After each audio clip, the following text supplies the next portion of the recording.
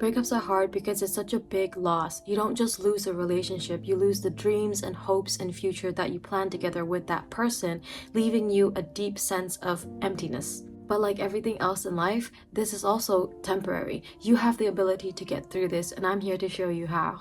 And here are the chapters for this video, and I've also linked them down below. Trust me when I say I've been through it. Just about a year ago, my ex and I broke up because of long distance. Our relationship lasted about 3.5 years before I moved to London, and the long distance just wasn't working out because of the time difference and our busy schedules. So we just decided to call it quits before we started feeling lonely in the relationship. When we were together, it was so good. We loved each other so much, and it was just a healing, nurturing kind of love. It was something that I had never really experienced before, never had in my life, because I didn't really get that from my parents. So I never knew what it meant to be loved in a gentle way. When I lost that, I felt such a void and emptiness in my heart, but I didn't really know it at the time because I didn't really face my emotions. So the healing process kind of prolonged because I wasn't facing my feelings.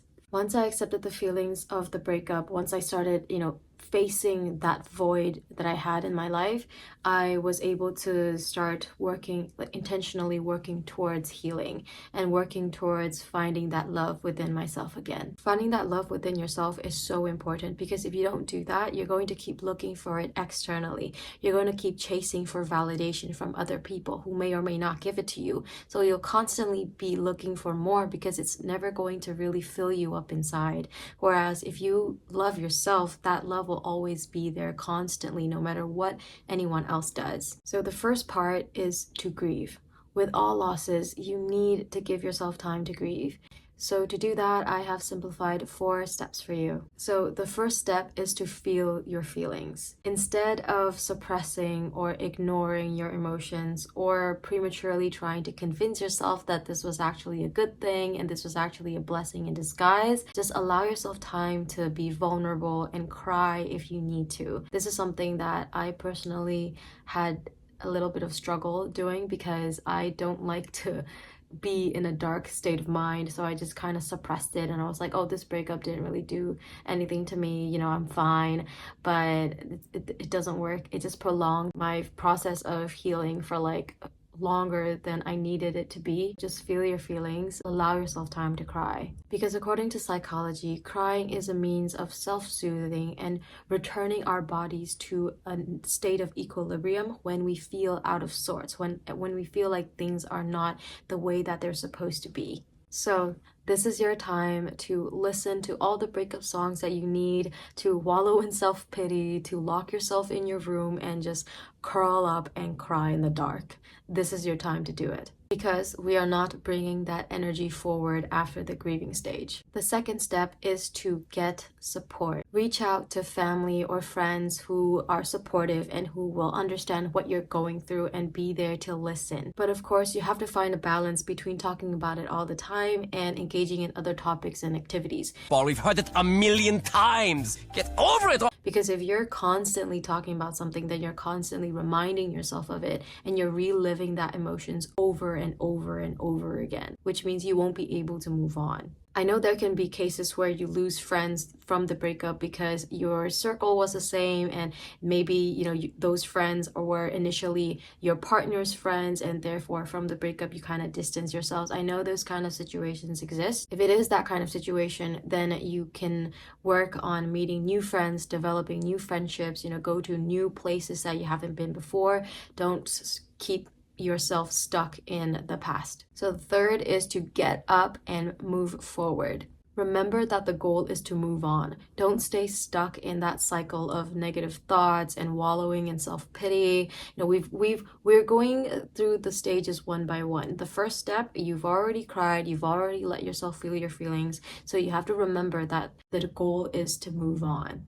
And to move on, you need to stop overanalyzing your past. You have to focus on the future. So let go of any resentment or obsessions that you're feeling about your ex. So to let go of these feelings of resenting your ex or obsessing over them, you need to practice compassion for them. I know this can be hard, especially if they've done something really wrong to you, but you have to remember that people can only meet you as deeply as they've met themselves.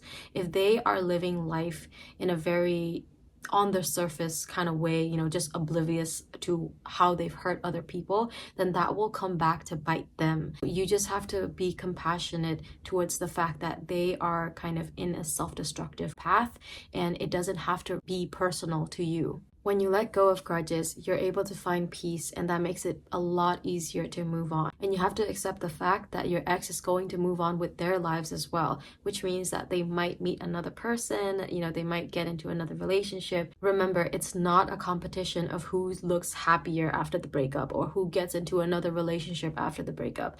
You are on your own path, and it has nothing to do with your ex anymore. So speaking of new people, the fourth step is to remember that the world is abundant. Your ex isn't the only person out there. Even if the relationship was perfect in your eyes, we're not limited to just one person loving us in our lifetime. You have to practice a mindset of abundance, not scarcity, because that will help you keep hopeful for the future. And you won't just attach yourself to someone when you think they kind of tick your boxes, and you think that you're never going to see someone like that ever again. That's not how the world works. There are tons of people out there, and if someone doesn't work for you, there's going to be someone even better out there for you. That's what you have to keep holding on to. Now, once you've given yourself enough time to grieve, the second part is healing. And in the healing process, I'm giving you 5 steps. The first step is out of sight, out of mind. This means removing all reminders of your ex. That includes things that they've left at your house, pictures on your phone, and their social media too. If you guys broke up on good terms and you can't really block them or, do anything that would kind of hurt the friendship, then what you have to do is just mute them. Hide your stories from them so that you don't see them in the viewers list, and you're not keeping, you're not reminded of the fact that they exist, that they're seeing what's going on in your life. Oh, they might still be interested in me. Does this mean you still love me? Remove all of that. And you don't want to be interested in what they're doing with their lives either. So just mute their stories, mute their posts. It doesn't matter. You can just keep them in your account just for the good relations of it. You don't have to keep up with what's going on in their lives. To get over your ex, you have to be very clear in cutting them off. Your boundaries need to be set really clearly, because only then will you get the time and the space to really just remove them from your life, remove them from your mind. And only then will you be able to heal. So the second step is to reflect on the relationship. This means to take a step back and look at the relationship from an outsider's perspective without your rose-tinted glasses on. By this point, you've gone through the grieving stage, so you've let all your emotions out, so you're able to look at it from a better, reasonable kind of perspective. Psychologists suggest to reflect on the relationship for what it was. Don't idealize the relationship, because it's very common to look back and recall only the wonderful times that you had together. I know that I kind of did it as well in my own process of healing. I kept thinking back oh, it was such a perfect relationship. What if I don't get that again? What if that was the best love that I was ever going to have? But that's not true, because again, abundance mindset, it will always be there. And second of all, the relationship, half of it was me. So if I'm able to create that relationship at that point, I'll be able to do it again in the future as well. It's not just a one-time thing. When I reflect on it properly, I know that there were flaws in the relationship as well that could be better in my next one. Like everything and everyone, I'm sure it had its good times and bad times. One way to reflect would be to list down all of the bad qualities, all of the things that you didn't enjoy in the relationship, and by the end of it, you might realize that separation was probably for the best. The third step is to help yourself with self-help books. This might be a bit cheesy, but psychologists actually recommend that you do this. And personally, I would have to agree, because it's not just for breakups. Through all of the darkest times in my life, all I did was kind of isolate myself for a little bit, give a big amount of time to just read self-help books, and it allows me to kind of emerge from those dark times as like refreshed. I just feel refreshed, and I feel like a new person equipped with all the knowledge and wisdom that I need to overcome all my challenges. When I dropped out of high school, when I couldn't go to university anymore, when I was just feeling lost in life, when my mom stopped working, when I started working, and it was a lot of what I've gone through in my life. Self-help books have just been there for me. So if you haven't gotten it by now, We get it. I really recommend reading self-help books. One that I personally really like is The Subtle Art of Not Giving a by Mark Manson. There are a lot of others as well that I'll just list down below in the description box so that you can check it out. The fourth step is to nurture yourself. You have to plan to do something that's soothing and nurturing for your soul, like meditation, yoga, journaling, relaxation with some music, or just walking in the park. Speaking of walks in the park, I personally really recommend it because in my own healing journey, I have taken a lot of walks like every day just to kind of clear my head and my thoughts and practice being present where I am. I would walk outside just looking at the sky and realize that the sky is so big, and it makes me realize that the world is so big, and this moment that I'm currently at is just a tiny speck in my entire life. And this breakup is also a tiny speck in my experiences because the future has so much more to unfold for me. And I say a park because in psychology, it's known that nature is healing. There's a study that showed that when participants were exposed to nature, parts of their brain that were linked to empathy and love lit up. And it's not just for the brain, it has physical benefits as well, like reducing your blood pressure, stabilizing your heart rate, and reducing the production of stress hormones. The fifth step is to journal. So when it comes to journaling, it doesn't have to be perfect. Your handwriting doesn't have to be perfect.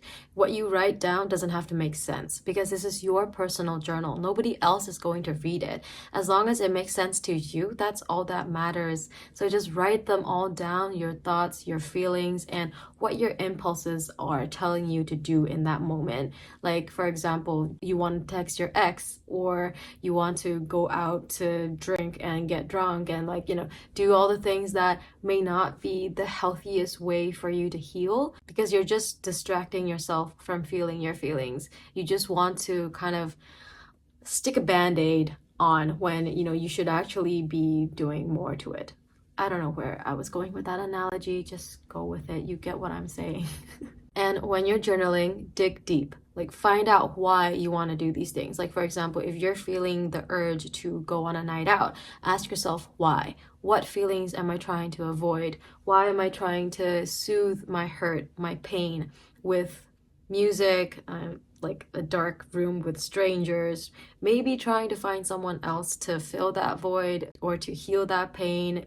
There are a lot of things, a lot of layers that you can peel while you're journaling. Having thoughts of doing unhealthy things won't make you a bad person. It makes you normal. It's something that everybody goes through because difficult feelings are hard to face. It's perfectly natural. But the faster you face these feelings, the faster you're going to heal. That's a big, important part in healing from whatever it is in your life, not just breakups. And once you've healed, you're ready to thrive in your life. And here are 4 steps on how to get there. First, reassess your values. Something that you have to realize in life is that people are mirrors that show you a part of yourself, and all relationships teach you a lesson. When you reflected in the healing stage, what were the things that you disliked or wanted to be better? Ask yourself that. Once you've asked yourself that, this is the time to think about what you want from a relationship and what qualities you want in your partner. Then you have to work on becoming that person. You have to build those qualities within yourself.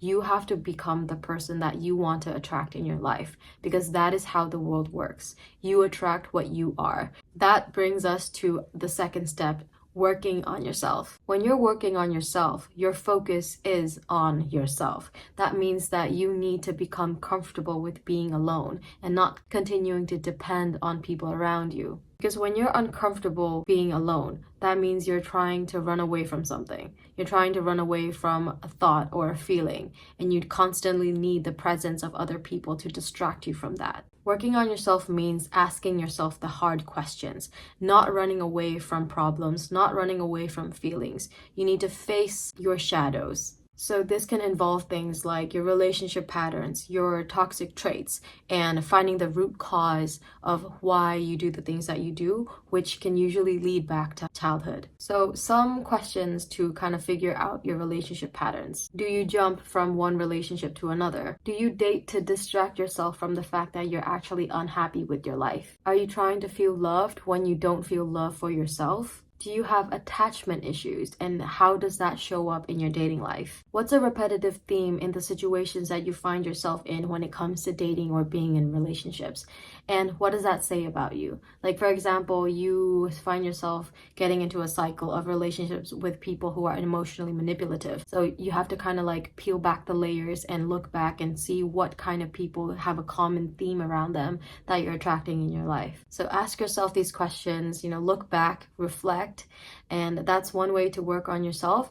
And another is to set a vision for your future. Going back to the question of, are you dating to cover up the fact that you're unhappy with your life? That goes to, why are you unhappy with your life? What are the things that you want to achieve that you're just scared to go after? So you're trying to distract yourself with something else. You get what I'm going at here? Set a vision. What do you want in your life? Like, without the influence of other people, without your parents telling you what to do, without what you think your friends will be impressed with, without what society says. What do you want for your future? So once you've set your vision, you can set goals, and then you can continue to work on those goals. So your focus will be completely on yourself, and you're just working on becoming a better person, becoming a next level you. Once you've started working on yourself, you need to create space for new things in your life. New is always better. Now that you're out with the old, in comes the new. By creating space for new things in your life, you'll push out everything old and then make space for new things to come in. New memories, new friends, new people, new activities, new hobbies. It just gives you a big refresher in your life. Get out of your comfort zone. Just go to new places that you've never been before so that you can meet new types of people. And again, if you lost some friends because of the breakup, this is the perfect chance to make new friends. Create new memories, which will take up more mental space than falling back into your old routines. This will broaden the psychological distance between you and your ex, and it will help you just build a new life for yourself. And the last step is to fall in love with yourself. Instead of looking for that love that you crave for from other people, you build it within yourself. So you're never going to lose it. You've done so much to grow that there is no option but to love yourself. You are a precious human being, and you have to be very selective with who has access to you, because you are special. Not everyone can get access to you, and you have to make it so. Remember, how you treat yourself is how you set the tone for other people to treat you. What you accept, you will get. So don't settle for less, and always keep your standards high. And remember, the way that you love yourself is how you show others to love you. My last piece of advice that I really want to share, because it's so important, because I went through it and I don't want anyone else to go through it. So when you're going through this healing process, when you haven't really moved on yet, don't start dating too soon. Don't do it. Trust me, I've been there. So what happened for me was that emptiness, I didn't know it was there, and I just started dating way too soon. And I really tried to fill that void with someone else without stopping to consider if I actually wanted that person or not. And that can lead to so many complications, so many issues, and it's just not a healthy way to cope, and it doesn't help with the healing process. It will just make it worse. It will just prolong it. Just don't start dating too soon. That is my final advice. Because like I said, if you date without having really healed yet, you're just trying to fill that deep emptiness with someone else. And whoever comes along next, you're just going to kind of attach to them, and not stopping to consider if they have the qualities that you want in a person. So don't do that to yourself. Don't make the same mistake I did. Focus on the process that I went through before, and give yourself time. Dating will always be there. Leave that aside for a minute and just focus on yourself. Now you have so much time to work on your dreams, to pursue the things that you want to achieve in life. This is an opportunity. Take it. Don't rush to get into a relationship. being in a relationship is not a constant state of life. Like, it's not a necessity. You know, you're going to be married in the future anyway. This is the only time you have to be single. Make the most of it. And I don't mean that in like a dating around kind of way. Which there's nothing wrong with it. It's just like if you're not mentally stable, I'm just gonna put it like that. If you haven't healed yet, don't do that yet, because you can really lead yourself down on a very dark path. And that is pretty much it. If you enjoyed this video, please do show some love, give me a like and subscribe for future content, and I will see you in the next one. Bye.